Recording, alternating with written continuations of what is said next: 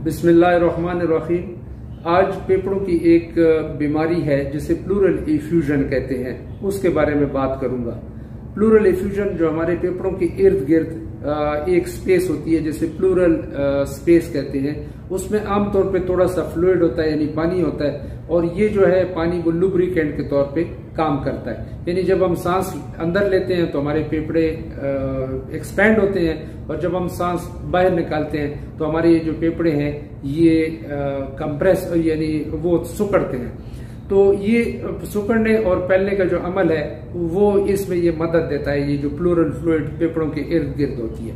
तो अगर किसी वजह से ये फेफड़ों के इर्द गिर्द जो स्पेस है यानी प्लूरल स्पेस में ये जो फ्लूइड है पानी ज्यादा जमा हो जाए, मिकदार ज्यादा हो जाए, तो फिर उसको प्लूरल एफ्यूजन कहते हैं। और उसकी वजह से ये जो फ्लूइड होता है, जो पानी जमा होता है, ये फेफड़ों को दबाता है, प्रेस करता है, कंप्रेस करता है। उसकी वजह से फिर मरीज को सांस में दुश्वारी होना शुरू हो जाती है और उसका सांस फूलना शुरू हो जाता है। बैठे बैठे भी सांस फूल सकता है, और थोड़ा चलने फिरने या एक्सरसाइज करने से भी उसका सांस फूलना शुरू हो जाता है। तो फिर उसका इलाज करना बहुत जरूरी हो जाता है। तो अगर इसके हम रीजंस की बात करें, काजेस की बात करें कि किस वजह से ये प्लूरल एफ्यूजन या फेफड़ों के इर्द गिर्द पानी पड़ता है, तो उसमें काफी सारी वजूहात हैं। जो मेन इसके रीजंस हैं, वजूहात हैं, वो मैं आपके सामने उनका जिक्र कर देता हूँ।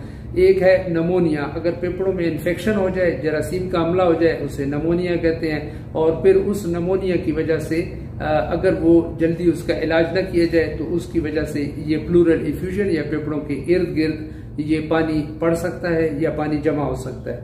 दूसरी जो बड़ी वजह है वो टीबी की बीमारी है, जो फेफड़ों की टीबी होती है, और उसकी वजह से भी ये प्लूरल एफ्यूजन हो सकता है। इसी तरह जो ये प्लूरल स्पेस होती है जहां पे ये पानी जमा होता है, उस एरिया का अगर कैंसर हो जाए, जिसे मेसोथेलियोमा कहते हैं, उसकी वजह से भी ये पानी पड़ सकता है। तो ये तो फेफड़ों की बीमारियां होंगी। उसके अलावा हार्ट की जो तकलीफ होती है, हार्ट फेलियर जिसे कहते हैं, हार्ट सही पंप न कर सक रहा हो, उसकी वजह से कमजोर जब हार्ट हो जाए तो उसे हार्ट फेलियर कहते हैं। ब्लड जब पंप नहीं कर पाता हार्ट, तो उसकी वजह से भी ये फ्लूइड जमा हो सकता है फेफड़ों में और फेफड़ों के इर्द गिर्द, खासकर जिसे प्लूरल एफ्यूजन कहते हैं। इसी तरह लिवर फेलियर, अगर जिगर काम करना छोड़ दे और आखिरी स्टेज पे चला जाए, जिसकी वजह से पेट में भी पानी पड़ सकता है, और ये प्लूरल एफ्यूजन जिसे कहते हैं फेफड़ों के इर्द गिर्द, वहां पे भी पानी पड़ सकता है। अब अगर हम इलामात की बात करें कि मरीज को तकलीफ क्या होगी, इलामात क्या होंगे, तो एक तो ये है कि एक लोकल इफेक्ट्स, यानी इसका जो पानी जमा हुआ है फेफड़ों के इर्द गिर्द प्लूरल एफ्यूजन, तो वो क्या करेगा कि फेफड़ों को कंप्रेस करेगा, और जब फेफड़ों को कंप्रेस करेगा ये जमा हुआ पानी इर्द गिर्द फेफड़ों के, तो उससे सांस में दुश्वारी होती है, सांस फूलना शुरू हो जाता है मरीज का, और छाती में दर्द भी हो सकता है, बोझ भी मरीज महसूस कर सकता है। और इसके अलावा जो भी वजूहात हैं उसकी वजह से जो इलामात होती हैं वो भी मरीज को हो सकती है।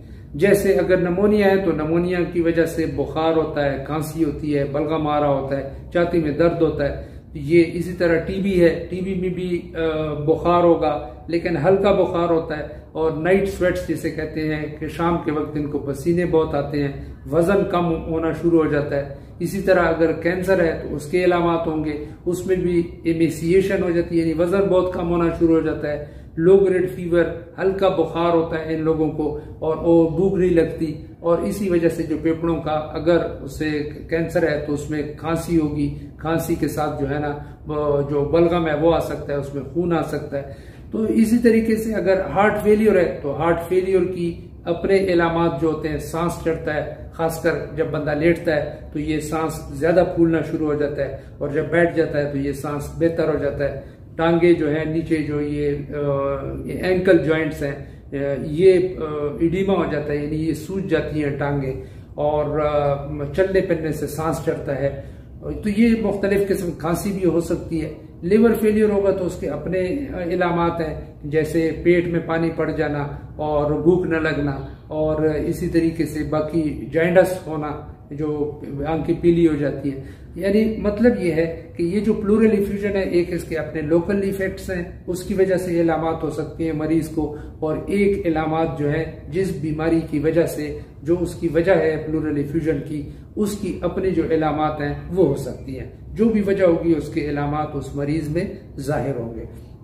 अब अगर हम तशखीस की बात करें कि तशखीस कैसी की जाती है, तो जब भी ये मरीज अपने डॉक्टर के पास मुआयना कराने के लिए जाएगा तो डॉक्टर अपना हिस्ट्री लेता है, यानी सवाल और जवाब करता है, उसके बाद जो है ना मुआयना करता है, और खासकर छाती का मुआयना किया जाता है, और इस तरह कुछ साइंस और सिम्टम्स वो मिल जाते हैं डॉक्टर को, तो उससे काफी हद तक इसकी तशखीस हो जाती है प्लूरल इफ्यूजन की। इसकी तशखीस आसान है कि पानी पड़ा हुआ है या नहीं पड़ा हुआ, एक्जामिनेशन से यानी मुआयने से ही पता चल जाता है। लेकिन उसके बाद इसको कंफर्म करने के लिए कुछ टेस्ट किए जाते हैं, जैसे ये एक्सरे, पहले एक्सरे किया जाता है छाती का एक्सरे, और एक्सरे में बिल्कुल क्लियर नजर आ जाता है कि पानी फेफड़ों के इर्द गिर्द पड़ा हुआ है कि नहीं, यानी प्लूरल इफ्यूजन है या नहीं है। लेकिन फिर उसके बाद इसको कंफर्म करने के लिए ये नीडल डाल के, यानी सिरिंज के जरिए से, ये जो हमारे रिब्स हैं, रिब्स के दरमियान में जहां पे डॉक्टर देखता है कि यहाँ पे पानी पड़ा हुआ है, तो वहां वो नीडल डाल के ये जो पसलियां हैं इनके दरमियान फेफड़ों के इर्द गिर्द वाली जगह पे प्लूरल स्पेस में, और वहां से इस फ्लूइड को यानी इस पानी को निकाल दिया जाता है सिरिंज में। और उसके कलर से भी पता चल जाता है कि इसकी वजह क्या है, और क्योंकि हर बीमारी में कलर डिफरेंट होता है, और गाढ़ा किसी में होता है, किसी में कम गाढ़ा होता है, तो उससे भी अंदाजा हो जाता है कि ये टीबी की वजह से, नमोनिया की वजह से है, या किसी और वजह से ये प्लूरल इफ्यूजन है। तो उसके बाद ये जो कन्फर्मेटरी टेस्ट है, फिर ये सिरिंज में जो पानी निकाला होता है फेफड़ों के इर्द गिर्द से, ये लेबोरेटरी भेज दिया जाता है, और फिर लेबोरेटरी वाले इसका टेस्ट करते हैं, मुख्तलिफ चीजें इसमें देखते हैं, सेल्स, शुगर, ब्लड, ये जो प्रोटीन्स होती हैं वो, और काफी सारी चीजें देखी जा सकती हैं। तो लेबोरेटरी वाले फिर फाइनल जो है उसका वो दे देते हैं, यानी रिजल्ट दे देते हैं कि ये किस वजह से ये प्लूरल इफ्यूजन है। तो जब ये कंफर्म हो जाता है, फिर इलाज इसका अगर हम बात करें तो इलाज दो किस्म का इसका मेन है। एक ये है कि अगर मरीज को बहुत ज्यादा इस प्लूरल इफ्यूजन, जो पानी पड़ा हुआ है फेफड़ों के इर्द गिर्द, से तकलीफ है, सांस लेने में दुश्वारी है, तो और ज्यादा पानी पड़ा हुआ है, तो फिर इसको फौरी तौर पे एक खास प्रोसीजर से निकाल दिया जाता है।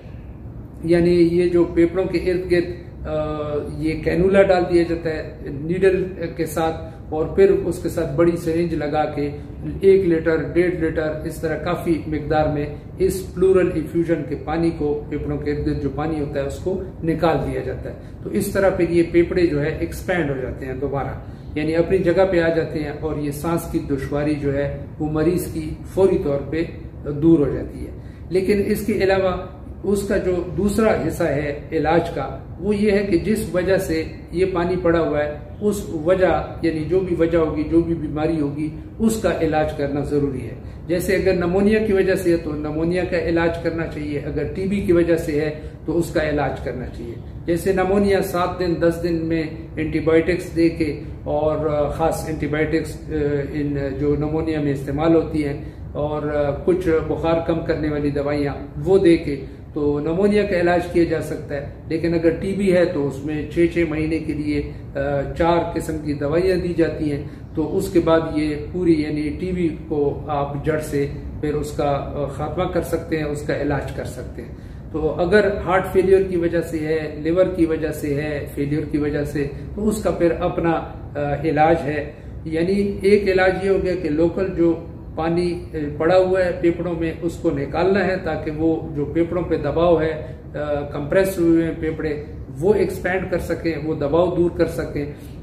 और दूसरा ये है कि जिस वजह से ये प्लूरल इफ्यूजन है उस बीमारी का स्पेसिफिक इलाज किया जाए, जो भी उसका इलाज है।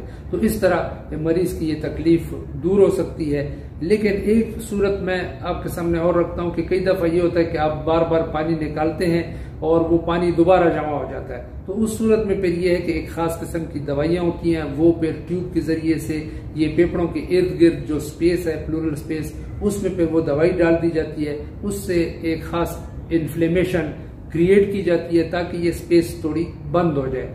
तो उसे प्लूरिडिसिस कहते हैं। तो ताकि पानी जमा ना हो, क्योंकि पानी जमा होगा बार बार तो मरीज को बहुत तकलीफ होती है।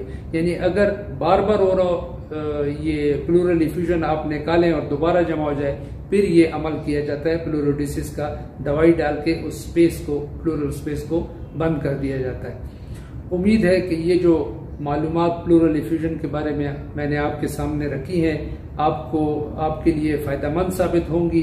अल्लाह आपको सेहतमंद जिंदगी गुजारने की तौफीक अता फरमाए। आमीन। अस्सलाम वालेकुम।